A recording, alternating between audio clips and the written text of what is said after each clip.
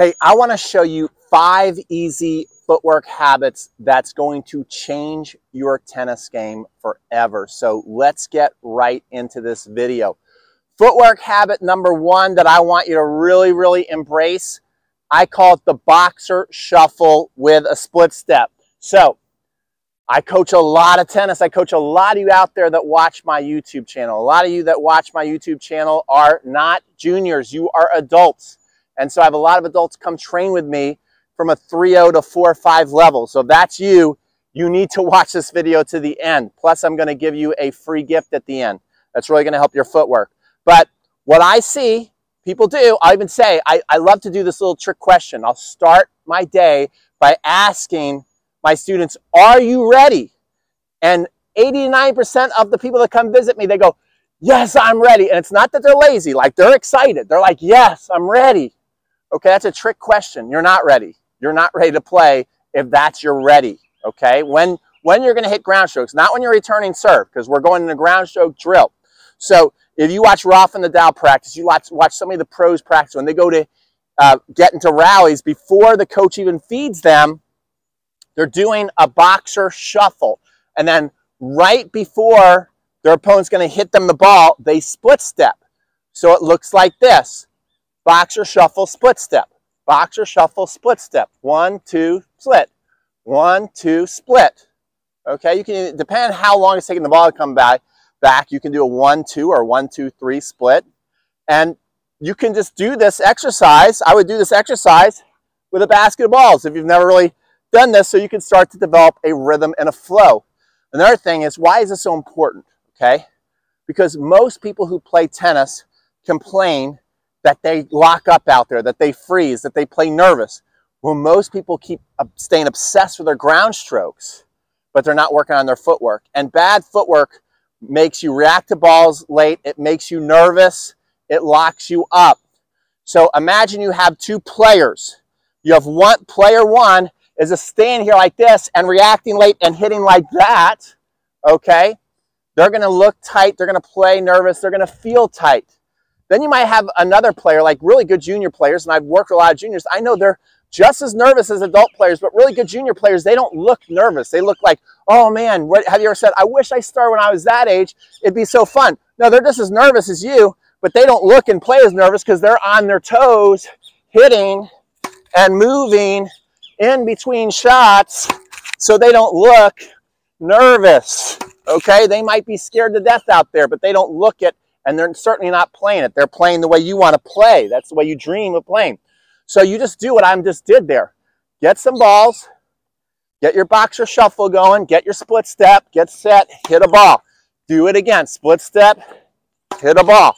On your toes, split step, hit a ball. Great drill to get in that habit.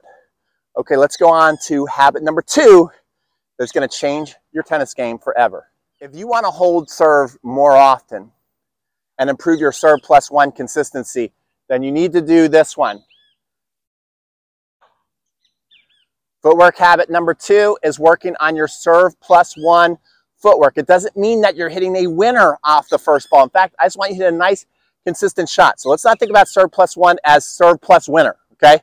It's serve plus making the next shot, which puts you into a 4-ball rally, which means you're going to win a lot of points because 80% of shots end before 4 balls, okay? So if you're just doing your job of making 2 balls every time, you are going to be the one who wins a lot more matches. So this is the mistake I see, okay? You come here, you serve, you stand in here, and you wait. And then a ball comes at your feet, you're inside the court, and then you miss, and then you start yelling at yourself because your forehand's no good. No, it's not that your forehand's no good.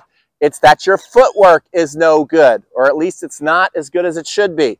All right, so what we want to do instead is we want to practice, whether you're a jumper or not. I'm going to assume a lot of you who are watching this are over the age of 40 and maybe don't jump anymore on your serve. If you do jump, I'll show you that one too real quick. But let's just say you don't jump. You come here, you stay on the ground, you serve. I want you to come around with this leg and practice pushing off and getting behind the baseline. And then boxer shuffle, split step. Let's see if we can do that. Watch this. And this is a drill you can do by yourself. You're going to come here, you're going to hit, you're going to serve, back, boxer shuffle, get ready, hit. See, now you're playing more in a flow. Okay, so that's the second footwork habit you have to develop if you're going to become a better player. Do you miss way too many easy approach shots in matches, and would you love to start crushing your approach shot? Well, then you need to work on footwork habit number 3 that's going to change your tennis game forever, and that is a hop and hit technique on your approach shot. It's so important that I watched Emma Raducanu practice for 2 hours straight the day she was going to play, the day before she was going to play Serena Williams at the Cincinnati Open. It was raining, so she came into a club that I was teaching at. She literally worked on this for 2 hours straight, and that is a hop and a hit technique, okay? If the ball is slower, you can get 2 hops in, 3 hops in. The slower the ball, just don't sit there and watch it like most recreational players do. Get your hops, like feel like you're hovering on the ball and then hop and hit. So the technique looks like this, okay? So you're here, and what you want to do is you want to hop, hit, and move through. See, I keep transitioning through, but I don't want to leave the camera. So it's hop, hit, and move through. The more time you have, the more hops you want to get before your hit. If you can get this down, you're going to be hitting in a rhythm, in a flow, and you're going to transition through the net a lot easier, as opposed to what I see most recreational players do is they see that juicy meatball, they watch it, they stand still, they get ready, they hit it, and they overhit it, and they miss the shot. So make sure you get that hop and hit technique in for your third game-changing, life-changing footwork habit. So habit number 4, footwork habit number 4 is going to change your tennis game forever, is a stutter step, split step on the way to the net. People know a split step as this, so they end up doing this on the way to the net, and then they end up getting stuck in no man's land, and they have to hit a volley way too far back in the court. The pros don't do that. Okay, if you're at the baseline, that's how you split step, but not on the way to the net. So you need your hop and hit technique.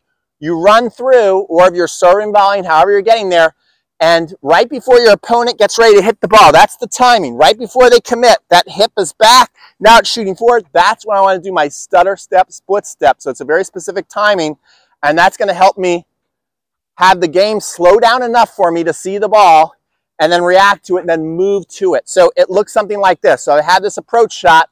I'm going to hop, hit through it, come on in, stutter step, split step, and then go to the ball. Let me show you that one more time. So I'm going to hop, hit, move through, stutter step, split step, move to the ball. Practice that, and you are going to be flowing and attacking the net like a tiger.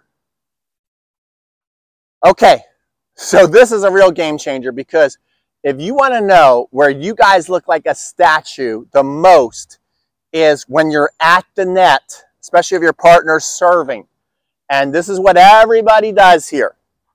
They stand here like this, and they watch the play happen, and then they're surprised that the reaction time is slow. And then they start thinking, well, I must be getting really old now. I must have such slow reactions. No, it's impossible. It's like your engine is in the garage just parked, and then all of a sudden you're supposed to be on the highway making like these great shots to end points. Like your job up here is to end the point. So the Bryan brothers really do this great. Wherever the ball is going, right? So if it's over there, they're hopping, right? So at least getting a double, sometimes a triple, as many hops as you can get. And then right before the opponent hits, you want to get one big split step. Don't complain. You signed up to play tennis to get great exercise and get in shape, okay? This is part of it. And remember, points are only going to be lasting literally seconds. So you can afford to do this for seconds, and then your reward is a 20 to 25 second break, and no one's really even keeping a shot clock on you, so don't worry about it, okay? So this is what it looks like. Double hop, and then go, okay? Double hop, go. Double hop, go. Practice that, and I'm telling you, these 5 habits are game changers. But you know what's even a bigger game changer? Getting free access to my 3-day Move Like a Pro Footwork Challenge. You can get that right now by going to the description box or in the card section right here. Click on the link, sign up for free, and you're going to be working on your serve. You're going to be working on your return. Those are the 2 most important shots in tennis, but no one ever works or teaches serve and return footwork, which is so important. You're going to be working on your transition game, your net play, your poaching. You're going to be working on your ground strokes.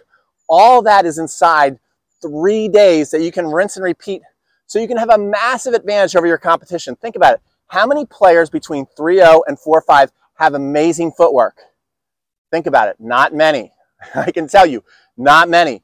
If you look at the Pro Tour, it's a job requirement. Everybody has to have great footwork. Otherwise, they're not going to be able to keep up with the rest of the players. So they work on this stuff on and off the court. You do not. That's why you need to do it if you want to be that one player on the court that sticks out like a sore thumb in a good way and is moving and taking advantage out of everybody else who's just standing there. Don't you want to do that? Why wouldn't you do that? All right, so sign up, go in the description box, go into the card section, and we'll see you inside that training. Here's my cameraman out here today. Say hello to everybody. Don't be shy.